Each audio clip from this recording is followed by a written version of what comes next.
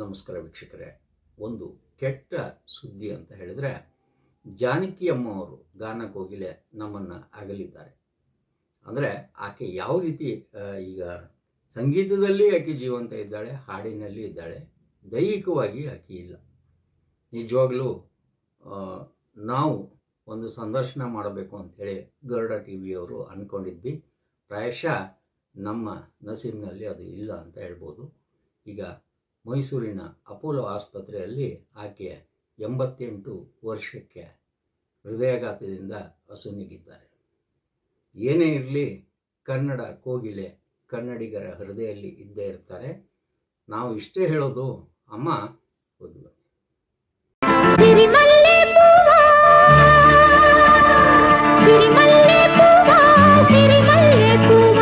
ಚಿನ್ನಾರಿ ಚಿಲಕಮ್ಮ ನಾವಾಡು ಎವರೇ